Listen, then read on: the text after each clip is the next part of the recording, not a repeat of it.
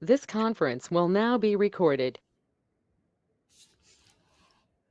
Well, good evening, everyone. How are you doing? I hope you've had a good day. Um, I hope it's starting to turn cool where you are and that you're not getting any remnants of that hurricane uh, sliding up to your state. I hope you're not getting it. Um, Tonight will be pretty brief because I want to talk to you about the Renaissance and graphic design. So we'll have that. Um, I have put together most of the YouTube recordings. I'm trying to put them in a central place so that you don't so that you'll be able to just have a link and you can go get them and watch them or whatever if you need to. If you're watching this live, then you may not want to or need to. Now I have a strange probably request from you, but I had this terrible awful guilt that I can't pronounce some of your names. Um, so I would like you not to, you don't have to stand up in front of the class and tell everyone how to pronounce your name, but if you could just um in an email maybe just say my name is Judy, and this is how you say it, Judy. And do you know what I'm saying? Because a few of you, I'm so afraid that I'm not saying your name properly, and I just don't want to do that, especially for an entire semester. So if you could just give me your pronunciation and then forgive me for being such a dope, I would greatly appreciate that. Um, do you have any questions about anything? Have you it looks like everyone got their papers turned in, but if you have not, just turn it in when you can. I have grades done of everything that I had, and I will post those tonight. Make sure that you have those to look at. Um, what I had originally talked about was starting sort of I guess a review of the graphic designers that I told you about last week. And I went through all of them, all 30, I think there's 32 of them. But I really want you to have a good understanding of them. Um, and also to help you with, excuse me, with some sources of information for you uh, to consult in building this presentation about this whatever particular artist you choose. So I'm going to do that on Wednesday. I'll just pick 3 artists and we'll go through them, and I'll show you some places where you can get a lot of good information. Let's see if I can find the calendar. I have it sort of together. Um, let's see if, oh, I'll just wait. This may be it. Yay. Okay, the calendar is pretty much caught up through about middle of October. I don't want to, it's sort of a living, breathing document because it seems like I'm always working on it or, fixing it or some other kind of thing. But what's coming up in the next week or two, let me just kind of give you a review or show you. Here's October. We have a midterm review next Monday that I'll go through it with you, but I'll also make it available for you to download. And then your midterm exam will be on the 14th. Now, it is open book, open note, uh, and I need you to turn it in. Usually, I let give it to you the day before, so I'll probably release it over the weekend, and then you can take until midnight that Monday to go through it. And if you have a question, by the way, do you know if Columbus Day or whatever they call it now is a holiday? Because I didn't see it as a holiday in the academic calendar, so I'm assuming we will meet. Um, but if not, I will find out and let you know for sure. Um, because I was just curious. Some schools close, some do not. But believe it or not, October 14th is actually mid semester. This is just going so fast. I just, you guys are the best. I mean, I have another class that is earlier in the day on Monday at another school.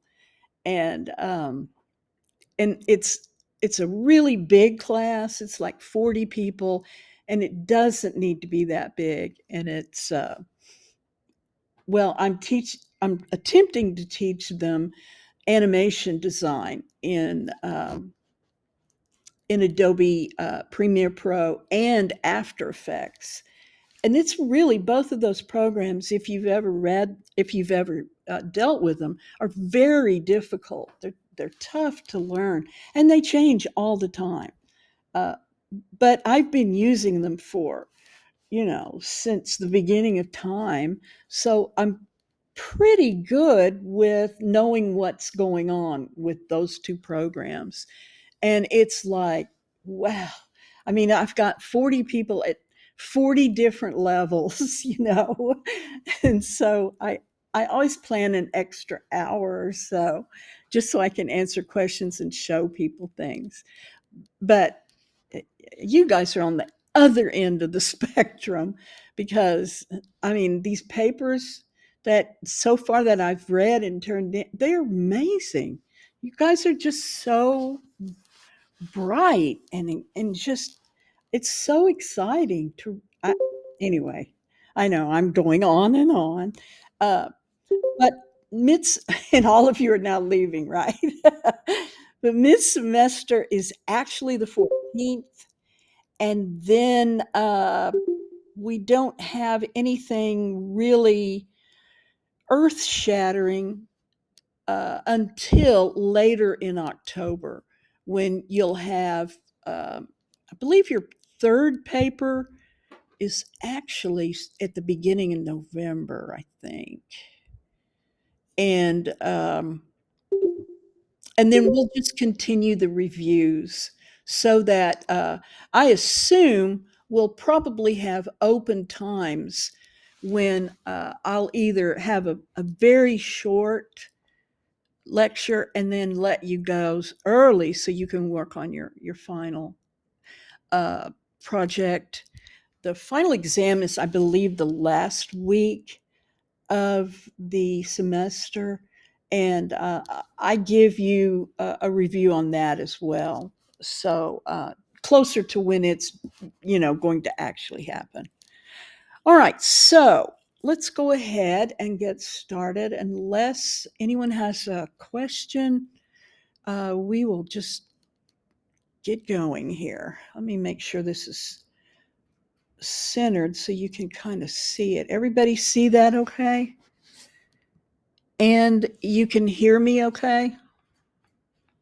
I hope. Yes, okay. Okay, good. Thank you. All right, so we have gone all the way with this um, to, that's a little better, it's a little more centered. To the Renaissance. When the Renaissance occurred or happened, not only in Europe, but in a lot of places globally, the same kind of reawakening began to happen.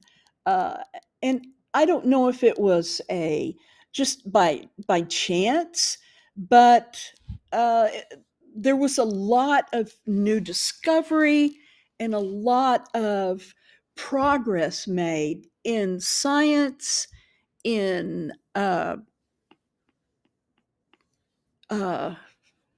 I just drew a blank. In science, in art, in culture in general, in government, in self government, uh, in just organizing people so that it wasn't such an overwhelming class system where there were people that were so poor they could barely feed themselves, and then there were people who were so wealthy that they were able to just completely live in almost like a little cocoon.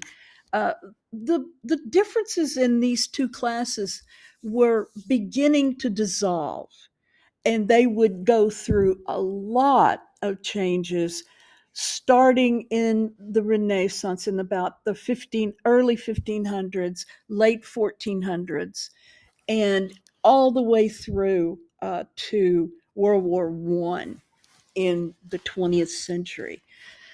But Renaissance means revival or rebirth, and it signaled a renewed interest in the classical literature of ancient Greece and Rome. And when when I think of the Renaissance, I didn't think about ancient Greek and Rome uh, like their culture and their ways of government. I never thought of that in all the years that I've thought about that kind of thing. Um, but really, if you do look at it now, not Press. only yes. Oh, sorry. Are you sharing your screen or something? Oh, are you 'Cause not seeing it? yeah. Oh, let me see and see if it is shared. Here it is. Do you see it now? Yes. Thank Oh, you. thank you so much. I'm so sorry. It's it's the fault of that other class. That's what it is. All right, here's the title, which is actually kind of a nice slide. This is the. Do you know what this is called? This is Da Vinci's study of man. Uh, da Vinci was a really interesting guy in that he was a scientist, but he was also an incredible artist. Like, probably one of the best, if not the best, artist and sculptor during the Renaissance time, for the exception of probably Michelangelo. Michelangelo was the big star, but Da Vinci had so many other things going on that he did a lot of things in science that people would have never thought of. And he was very demonstrative in science and especially in medicine and in anatomy and physiology. And the story about him is he would go to uh, the executions that were uh, held pretty regularly in the different, cities. He would go in the area where he lived, and he would talk to the executioner and say, I want the body after they have been uh, shuffled off, essentially. And so the executioner, for a certain amount of money, would allow him to take the headless, dead body, and he would take it back to his workshop with the head as well. And he would do uh, just pathological studies of people and their anatomy and physiology. And it was fascinating what he did, but he was also known for being a little absent minded. And so he would occasionally leave some of the bodies that he took apart and studied. He'd leave them out, and he would have to be reminded, you really need to bury that, or something. But he discovered so much. And I always wondered, how did he draw, like, he has a there's an image of the human heart and all the chambers, and where the main artery and the main vein, the ins and the outs. How did he possibly do that? Well, he had one. He took one out of a dead person's chest and studied it, which is the best way to do that, I guess. But anyway, that was Da Vinci, and he was a key player in the Renaissance in Italy. Renaissance is an Italian word meaning rebirth, and that's where it is believed that the real Renaissance began, in Italy. Graphic design of the Italian Renaissance or Renaissance. Germany exported their typography to Italy, and soon Venice becomes the printing center of Europe. Now, what does that mean? Uh, they didn't have printing presses yet, right? And so, what are they actually exporting? They're actually exporting the hand lettering in different formats, which they call typography, and which we still call typography. And this hand lettering ultimately becomes the printing center, or the focus of the printing center in Europe. Then when the printing press came along, Venice got hold of a printing press, and they became the printing center of Europe. When you would think it would be Germany because of their discoveries and everything like that, it was actually Venice.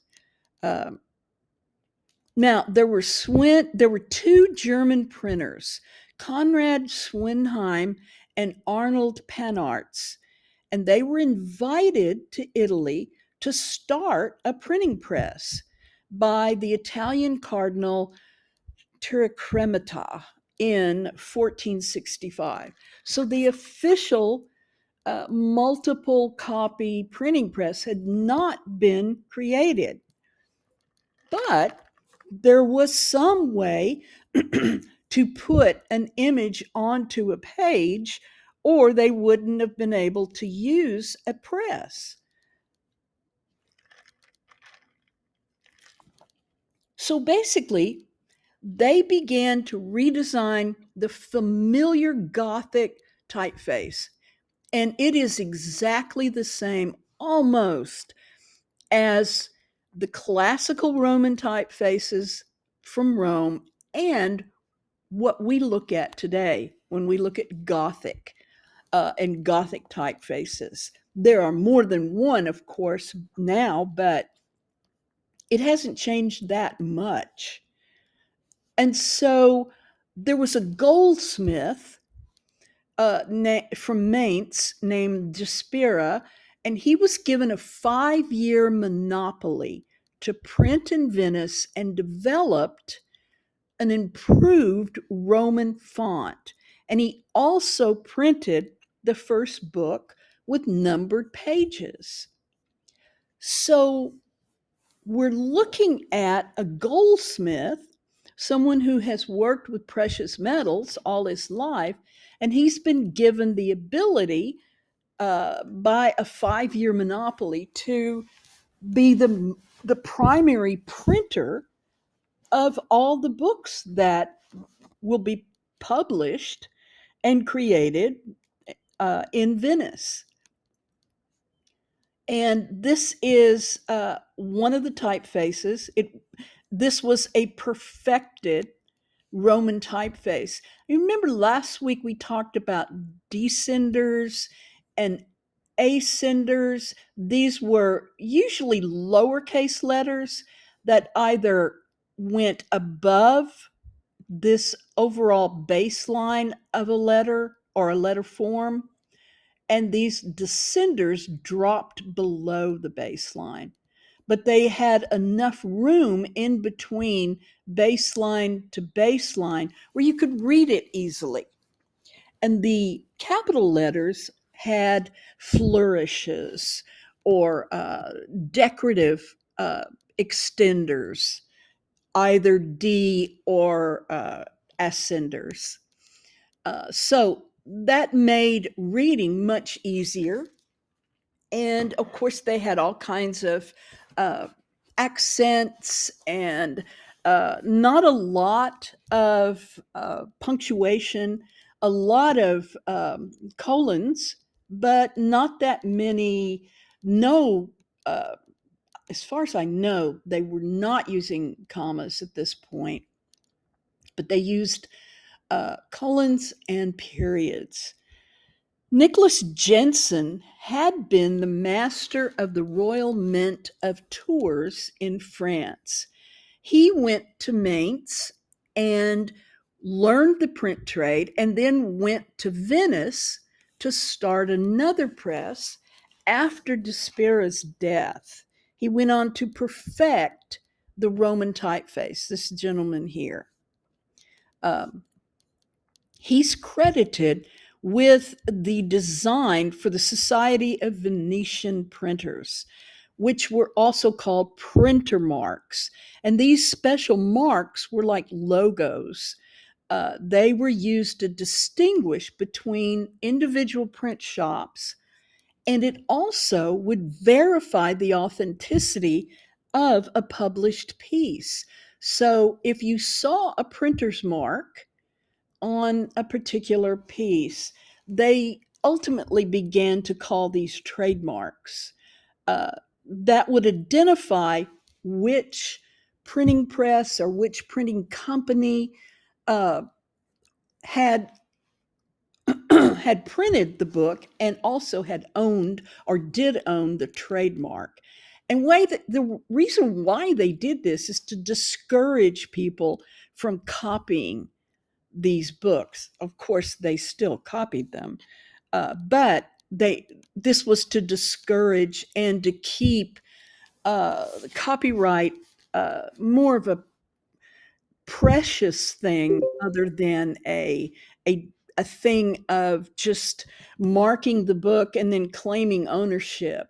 If you marked a book with a trademark, it was yours.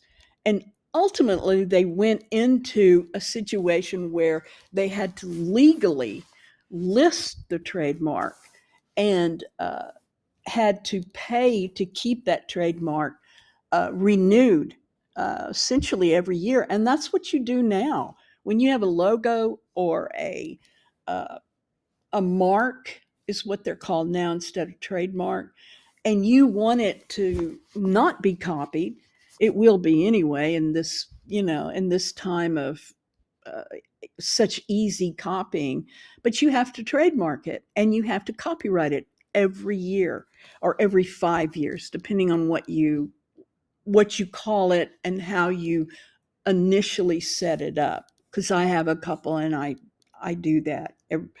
Actually, mine are every 5 years. Uh, and you do that because you don't want to see your copy, your mark, and frankly, your design listed as someone else's work. And that started way back in the early 1500s and late 1400s. Calendarium was designers that created, or it was a phrase for floral decorations. And the calendarium had the first title page used in a book. The candelarium was sort of like the frontispiece of a book, where you have a little bit of type, identifying type. It's almost like a forward as well, or a dedication page, but it was always adorned or decorated with these images of floral decorations, and that was called calendarium.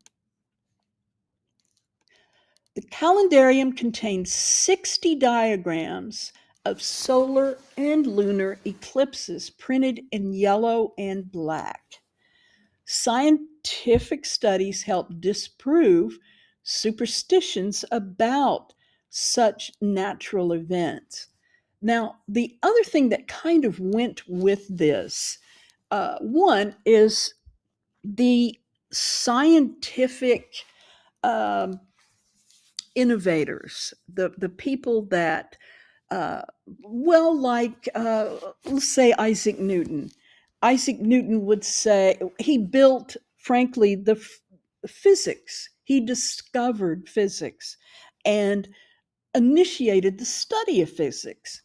Uh, and we taught Isaac Newton's physics theorem until Albert Einstein came along. If you can, believe that, for hundreds of years, because it worked until we had to look at the universe as an atomic universe filled with atoms, neutrons, and protons, and all that kind of thing. Copernicus was also a scientist who said there's too much superstition in these natural events. It doesn't mean anything when there's an eclipse, except that the planets and the moon are in a certain arrangement of their revolutions. The moon moves, the earth moves. And a lot of people didn't like that thought. They loved the thought that it was all like a superstitious, um, controlled by something other than just natural occurrences. The calendarium that was first established had ornate initial caps, as you can see, and a mathematical wheel that rotated for calculating solar cycles. That's pretty amazing, isn't it, when you think about it? Someone looked up in the sky, or several, and said, wait a minute, things must move because the sun moving? Are we moving? Is the moon moving? What is all this? And so they sat down, figured it out, and tried to eliminate all the superstition that was still very prevalent, especially in Europe. Uh, De Re Militari translates as about warfare, and it was a manual for weaponry and strategy. And one of the most interesting things about this particular document is how carefully these drawings are relative to one point perspective. This is, and you know what perspective is, especially one point. This, you could even say this could be 2 point. But in with this building, for instance, this guy right here, you can go all the way back to some horizon line, imaginary, and as you look back, the building gets smaller and smaller and smaller and smaller. There's another horizon line out here where this little wagon looking thing also gets smaller and smaller and smaller. So it's not only uh, information about warfare and the guns and the weaponry, but it's also about the development of sophistication in scientific art, and just art in general. The manuscript used semi Gothic script and illustrated with woodcuts. The layout is open and without borders, which is great because that would be very difficult to sit and read, because we've learned that you don't want justified type on all four sides. And, the left justified, right rag, where the sentences end kind of in a non sequential uh, sense, is the easiest to read. But they hadn't figured that out yet. Their placement of the weapons were not uh, they were not worried about negative space or white space. They were worried about getting as many weapons on the page to show you as they possibly could. And here's another, uh, I guess you'd call it spread, or 2 pages from this particular document. Now, did they have a plan to fight with a dragon? No, probably not. But if you had the wherewithal, like Helen of Troy built that horse, the Trojan horse that the people said, "Oh, what is that? Let's let it into our fortress." And then soldiers jumped out of it and they were slaughtered. This is kind of the same thing. They could build a lifelike looking dragon or otherworldly figure, and within this figure, you could have all kinds of catapults. There's a ladder up here. You can climb up into this basket. There are windows. And to see this on the horizon from a distance might be pretty frightening if you were, if you were standing guard at a fortress. So this actually was produced in some level, maybe not this sophisticated, but it was definitely produced at some level uh, during this particular time. And let me show you one other thing. Here's the fortress wall, and this is where the guards would stay. And this is that much higher than the wall. And they would shove this along or push it along, and then as soon as they got close enough to the wall, they could, jump into the fortress or into the building and then go about, their mayhem. Now, we talk about humanism when we talk about uh, Renaissance. And humanism was the philosophy that man was capable of using reason and scientific inquiry to better understand the world. And this is especially where you get such discoveries as Da Vinci did, where he would take apart, as you can see, this poor pig has been dismembered to some degree. And in particular, we're studying, or we're looking at his eyeball and how it's built, and frankly, how it looks so much like the human eye.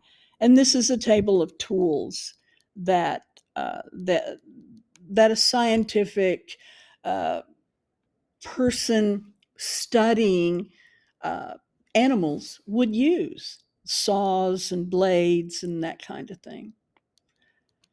Algus Manutius was a humanist and a printer who established his own press in Venice to print the great works of Roman and Greek scholars.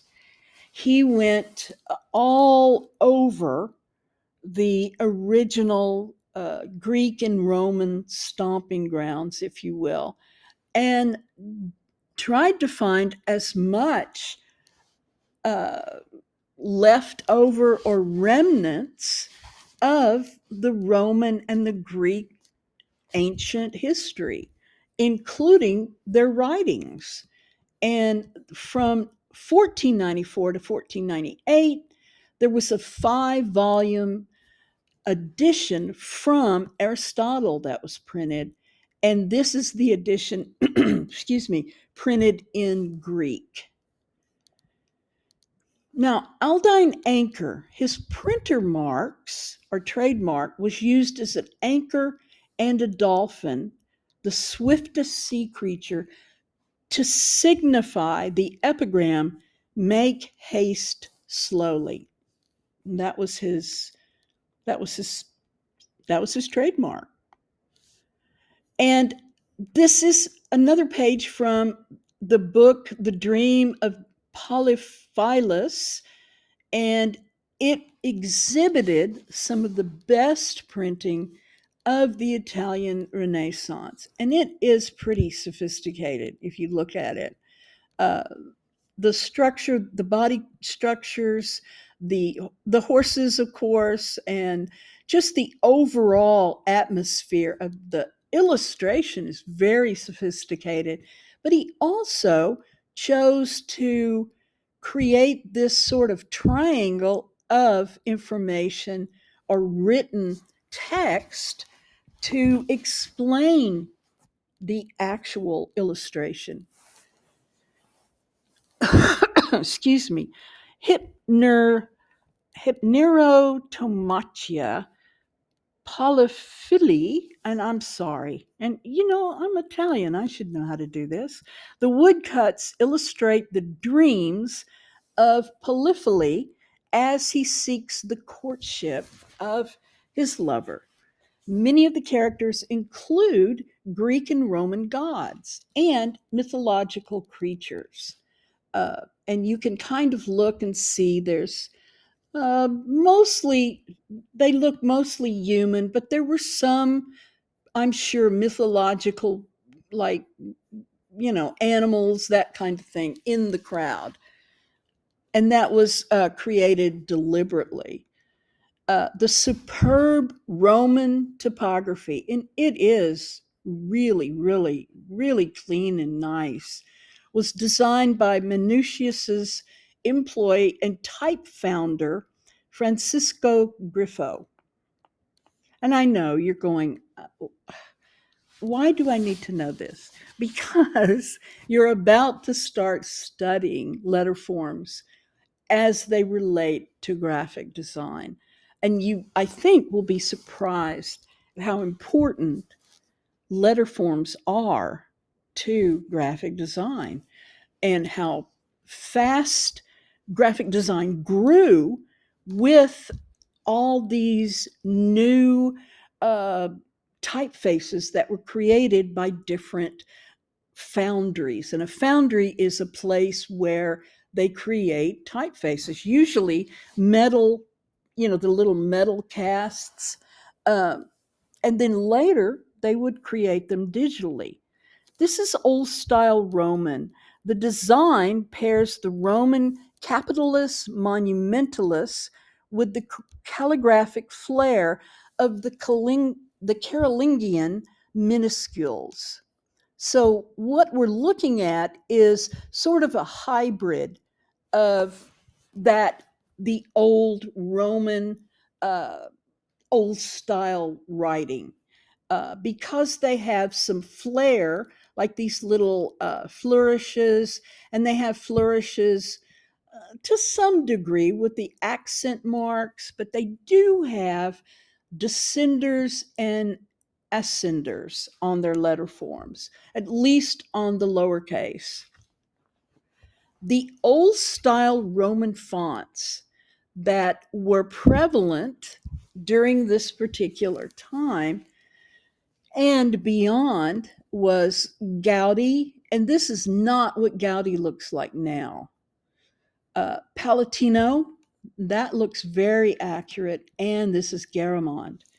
And these were the three most important fonts that came out of the old style Roman style of creating print.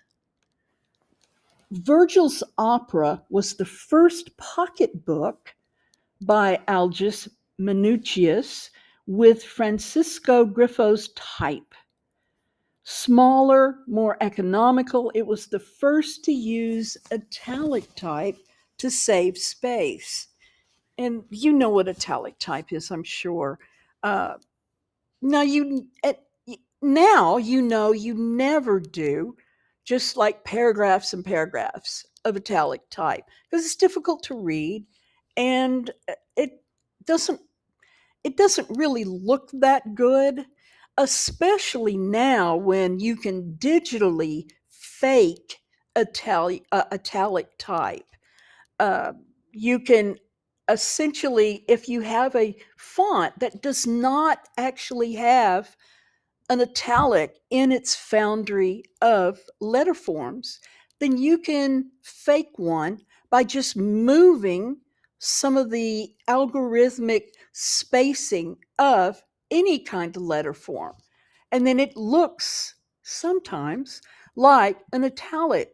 This is italic type. He put the little metal pieces into the trays and carved the italics of this particular font.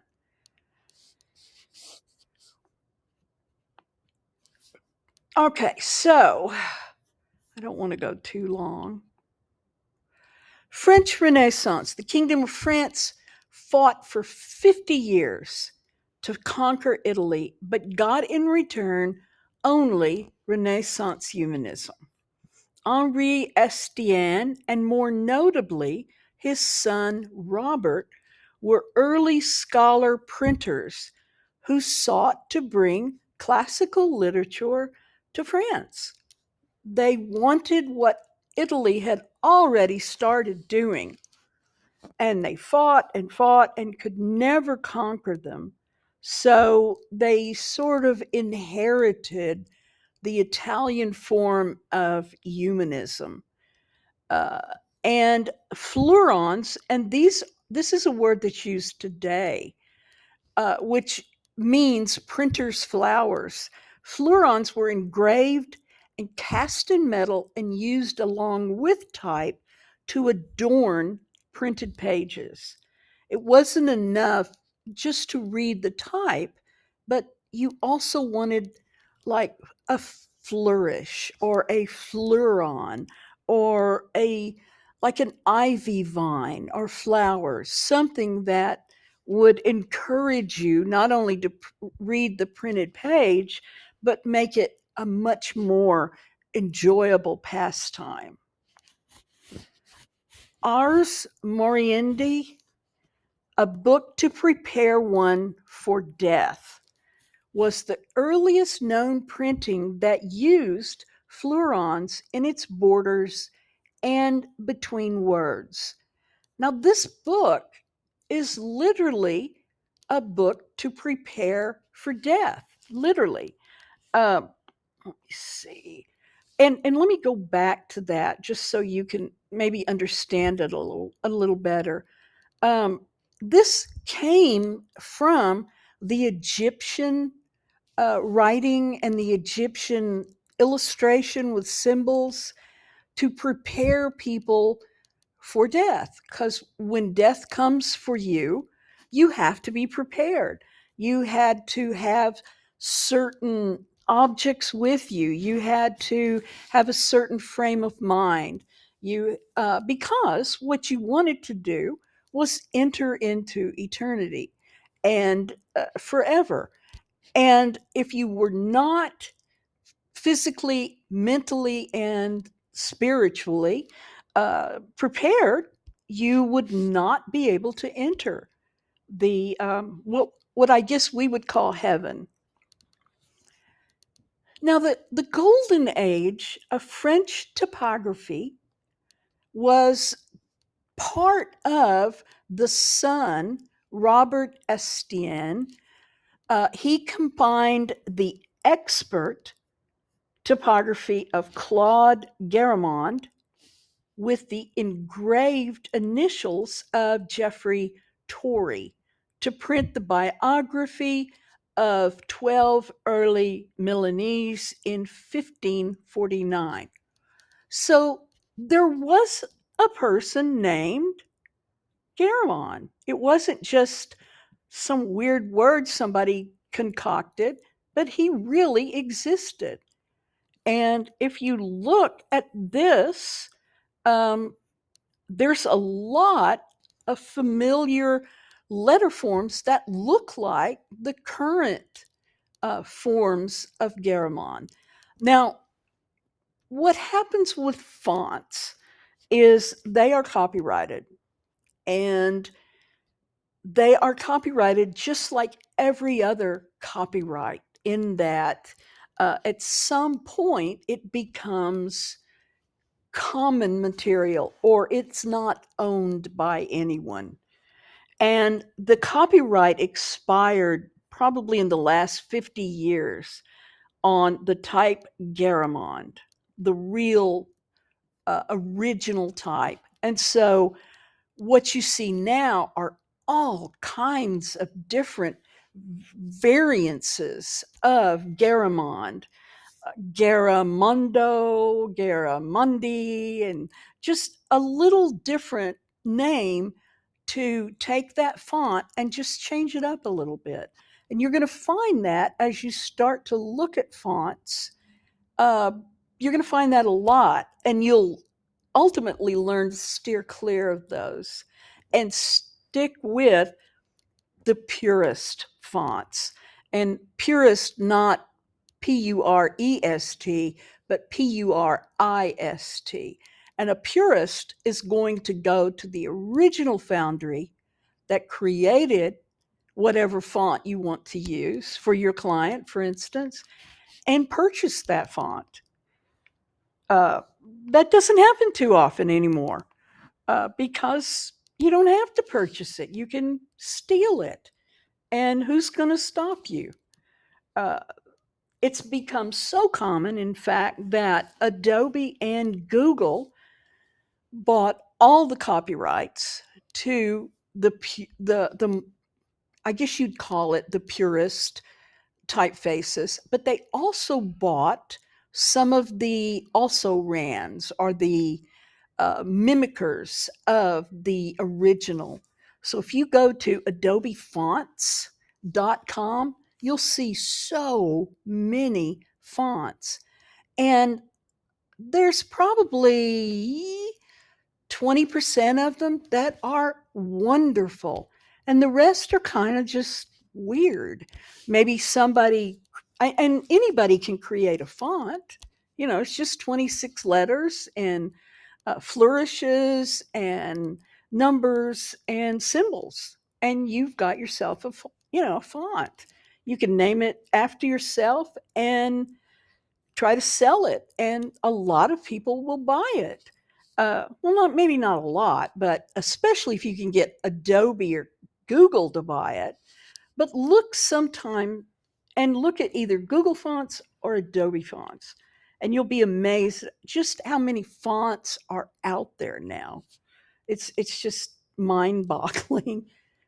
This is Garamond. This is the original Garamond, and the serifs. These are these little bits of letter that kind of extend past the structure of the letter, especially in uh, capital letters. And then you've got some beautiful curvature of the lowercase letters. And if you think about, at some point, someone had to carve this and create it out of a metal, a relatively soft metal. Uh, it's pretty amazing. And you can see how beautiful the font is. And when you put it on a page, it's especially beautiful for certain things. It's not great for a rock concert, with a program, but it would be wonderful for a graduation announcement or something like that, more formal. Robert Estienne held the title of Royal Typographer by France's king, yet he had to flee to Paris, or excuse me, he fled Paris to Geneva in 1550 to escape censorship for his humanist leanings. Now, what does that mean? He started talking about the rights of man and how man is an independent and he can make his own, he or she can make their own choices, their own reasons. They can reason, they can think, they can choose, and they don't need a higher power, a supreme being, a God, to instruct them on how to live. Well, that wasn't very popular, especially in a heavily Roman Catholic uh, country at that time, France. So he had to split to Geneva just to keep from one, being censored, and two, probably being killed. Jeffrey Torrey was considered the quintessential Renaissance man. He was a scholar, a translator, a poet, an author, publisher, printer, designer, calligrapher, illuminator, and engraver. And this is his work. And he is probably on the same level or very similar to Da Vinci. Da Vinci could do anything. He was an inventor. Uh, he was a writer. He did essentially everything that this person did as well. Um, but Jeffrey Torrey developed books that detailed the French Renaissance school of book design and illustration.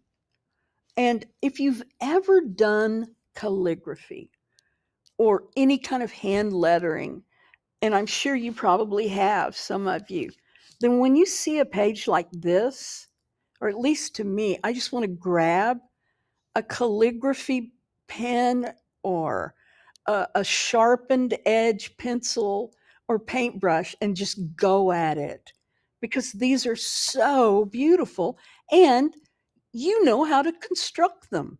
So you really want to kind of jump on and become part of this. It's just so, so beautiful. Uh, the Champ Fleury set the standard for type and design during France's golden age of typography. And these are the flourishes that he created.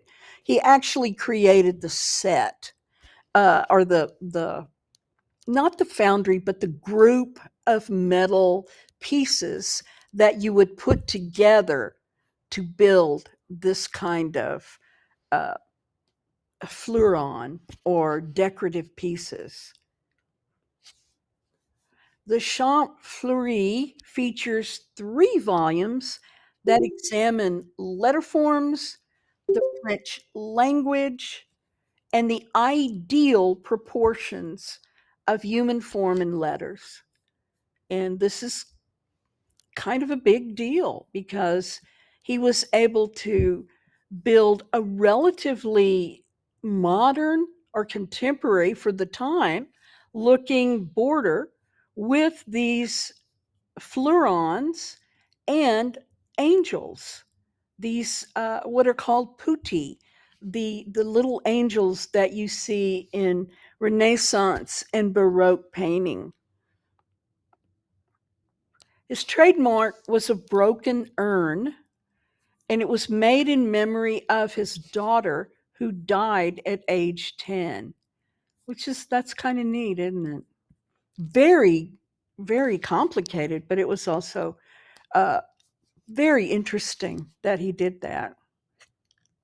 Claude Garamond worked in Paris and was the first punch cutter to work independently of printing firms. A punch cutter is the guy who punches out those letters in metal. And some you have to do by hand, some you can do by like a press or a machine, but you punched out of metal those letter forms. And he was the first punch cutter to work independently. And these are some of his letters. He sold his cast fonts directly to printers, perfecting type that achieved a tighter fit and closer word spacing. And the Garamond font is considered, I mean, it is a classic font. It's way overused, of course, but it's also incredibly beautiful. And he did all of this by hand uh, or by a metal press, and he perfected it every time he sold it to a printer, and it got better and better as far as quality. He worked as an assistant to Geoffrey Torrey and went on to design the ideal Greek and Roman letters. Here's your Roman letters. Aren't they amazing? They're so beautiful. And then here's the Greek. Um, Pretty amazing. By 1562, religious wars had erupted across the country or the countryside, driving many printers out of France to escape religious persecution, censorship, and restricted trade laws imposed by a monarchy that was very suspicious of humanist thoughts. Um, so, what happened is a lot of them went and worked on or worked in different design centers.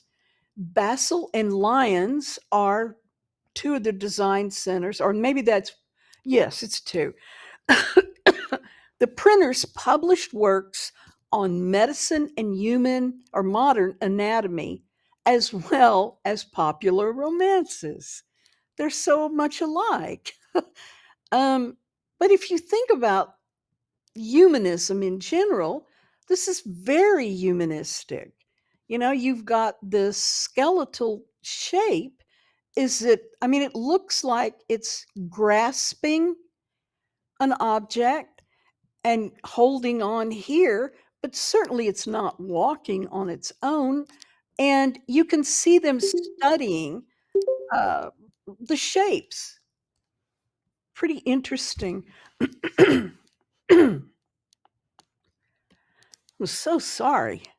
So, copperplate engraving came along by the 17th century, and you may have done some copperplate.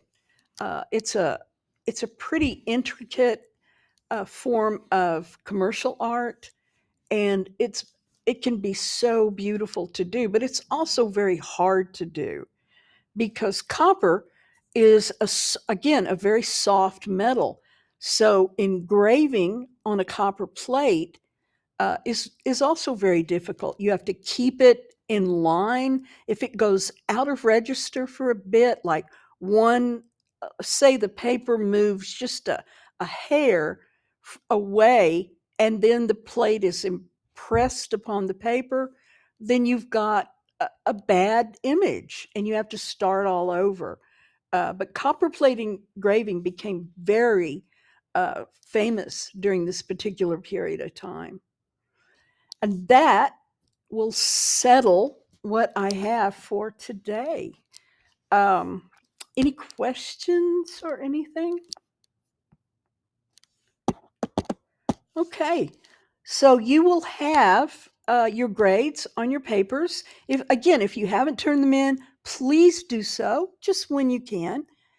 And next time on Wednesday, we will talk a little more about the design uh, are the designers that you're going to choose from to make your presentation, and and then we'll have another lecture. So if you have a question, please give me a yell. Other than that, you are free to go. Professor, Yes. have you received my submission through email? You're what? I couldn't hear you. I sent my submission through email because I couldn't upload it into Oh, yes. Canvas. Yes, I did. Yes. Yes. I always check email before I start grading because sometimes you just can't, it just doesn't work. Discussions and papers and all of that. So, yes, I have it. I definitely have it, Faylene. Thank you. Then what about the other email that I sent about some questions? Uh, Tell me what that was. Refresh my memory. You had a question about was it the videos? So the range of things, but maybe see if the others have questions first, then I can ask you later. Okay. Does anybody else have any questions or complaints, comments? I don't think they do. I think it's just you. I think they've already escaped. So, what was your other question, Faylene? Let's see who's left. I need to check my records. I think I sent you text message too, and I didn't receive the reply, so I was worried that my submission didn't get through. Okay. I'll tell you, if you ever have a problem with email, I will send all of you by email my personal email account. It's real easy. If you'll send me an email there, I'll get it for sure. And you can also text me. Do you guys have my text number? I text you, but there wasn't a reply. Well, then you're going to have to get a rock. You're going to have to throw it at me. I'm so sorry. I will check everything and make sure that I answer. And I apologize so much because I'll tell you what's happening uh, is I'm trying, I'm trying to finish selling my house. And all you do is go sign stuff for people. And it's maddening. So, and that's going to end, I think, tomorrow. So when that ends, I'll be much more attentive to your questions. Does anybody else have questions? And you guys can go. You're done for the evening. So if you want to go, please go. Um, And what I'll do, Fei Ling and all of you, is I will send you my personal email, my text again, and then anything you have a question about, just let me know. And I promise, I swear, I'll check it better. In fact, I see it now. So, Faylene, give me about 30 minutes to read over what you sent me and make sure I don't have any questions for you. And then I'll send you an email. Does that work? So you received it, right? Yes, I did. I just checked. Because I think I sent maybe a few, and I like lost track of them because the questions just keep piling up. No, that's okay. And I'll check to make sure. Um, Let me see. I did receive everything. So you're good. Give me Can I also ask about like yeah, sorry. Can I just also ask about like the exam format? say that again. I only heard the very first part and then you cut out. Oh. Can I also ask about the exam format? Yes, I heard that. Yeah, I didn't put that inside my email. Can I add that question into? Yes. But I can tell you also, your review is primarily multiple choice, and that's what the exam will be as well. Um, Everything on the review, or let me say it this way: everything on the exam will also be on the review. So it's not like you're going to get any trick questions or anything. Because I know this is all new to probably all or most of you. So when we do the review, I want to point out specific things that you probably will need to know or answer in the midterm. Does that make sense? When will the review be? I'm sorry, I didn't hear you. When will the review be? It will be next week. Oh. Why? And the exam will be the following week. Yes. Well, actually, we'll have the review, and then we'll go through that. We'll go through and, like I said, I'll individually talk you through um, the the actual final, so you'll know exactly what to expect. Uh, So it's a closed book? no, it's open book, open Oh, notes, open notes, open book.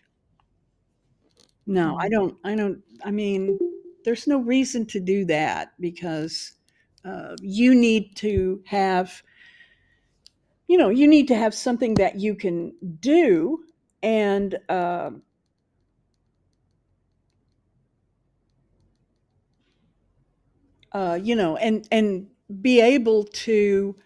uh, be able to do the final without any undue hardship. You know what I'm saying? No tricks, no special gimmicks or anything like that.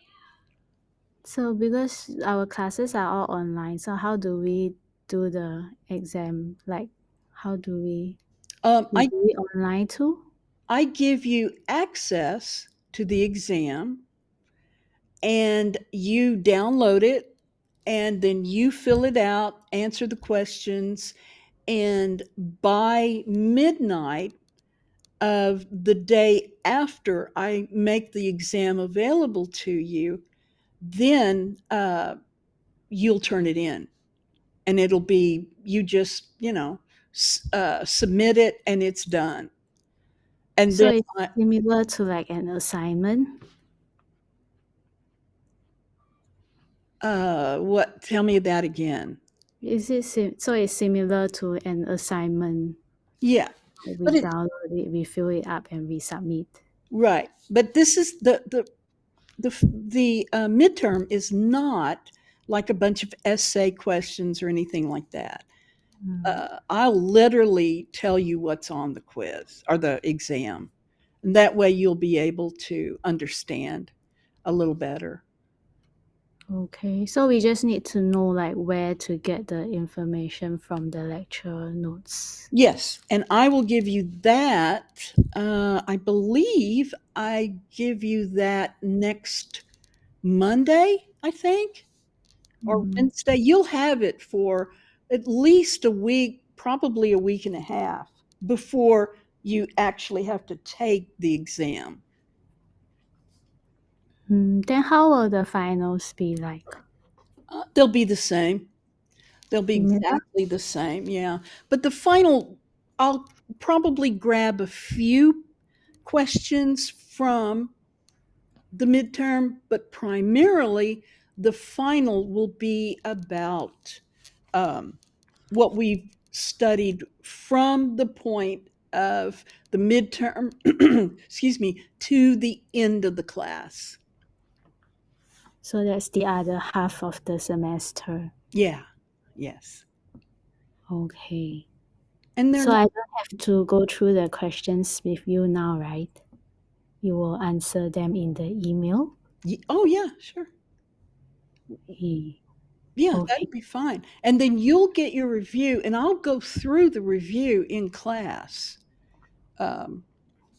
And I can't. Can I just check if you received my message, like my text message? Did I receive it? Well, let me. Yeah, That's a good question. like in case I got the wrong number.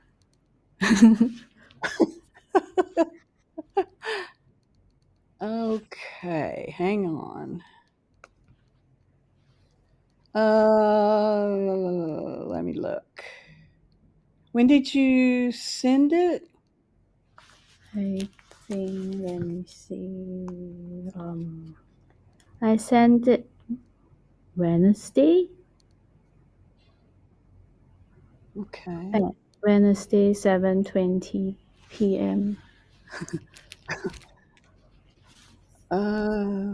You know, I don't think I got it. Oh, so I sent it to somebody else. Did they answer? 872-240-3212. No. Are you talking about my text number? Yeah. It's 817 two Yeah. three nine. Oh, so isn't that the number on Canvas? That's my text number. Yeah. So I'm not supposed to text there. Oh, no, you can text that. Yeah, I don't see it here. Let me see. Because I followed that number. Well, The I'll send it. I'm going to send it to everybody. Is it in the email? Let me see. It should Because it should be in your information about the class. in the syllabus? Uh-huh. Yeah, because I piled up my questions and I lost track of them already. Okay. Let me see. Well, I'll send all of Uh, it again. I don't mind. yeah, the 817-239-0360. Uh-huh. Oh, that's in the syllabus. Yeah, but I didn't get anything. I'm looking at. Yeah, I didn't send to this number. I Okay. sent it to the I sent it to the one which you sent in the email, the United States one. Okay. Oh, Which okay. On yeah. the go-to stuff, probably. So that's for the meeting. Yeah. No wonder. So I should be sending to the one in the syllabus. Yeah, definitely. Okay. Should okay. Okay. So I'll just wait for your email reply and I'll change your contact number. All right. Thanks. Thank Have you. a good evening. Oh yeah, Professor, for the link to the videos. Uh-huh. They Do you have them? Mm, yeah, why am I the only one like complaining? uh, I I'm will. sorry. I'm not complaining. I'm just trying Oh, to no, get no, no, no. them. You're just trying to get them. Um, Yeah. I will. They're YouTube links, and I'll just put them out for you. So far, that's the only one. The German illustrated book. Uh, The yeah, rest of the lectures, there are no YouTube link. There's only lecture slides. there's just one because I You put out posted there 6 of them, but let me check. Maybe they didn't. You know, maybe they didn't go through, or maybe I need to change the YouTube link. Uh, Where do I find the link? Like maybe I'm on the in the wrong place. well, let me check it, and then I'll send everything to everybody again. Uh, and that Just way, in case I I made a won't mistake worry. again. No, no, it's fine. Then I won't worry about, uh, well, I won't worry if no one has it, or, if someone has it wrong or something. 'Cause Because that day you sent that they are available in the modules in Canvas, right? uh-huh. So you didn't send the physical link. The only link that you sent through email was the one about the German illustrations. Okay. Then I'll just add the others. I thought I had, but maybe they didn't. Maybe they. Maybe I missed it. Sometimes I have trouble with YouTube, uh, with their links, and so I don't know. I let me just check because I also use Vim. But not at least I have the lecture slides. I'm happy. Then I'll Thank you. definitely. Okay. Take Sorry for the trouble. Oh, no trouble. That's my Mm, job. yeah, but yeah, busy. Well, we all are. So take care, and Oh, I'll see thank you. you bet. And I'll see everybody on Wednesday. Okay, thank you, Professor. Thank you.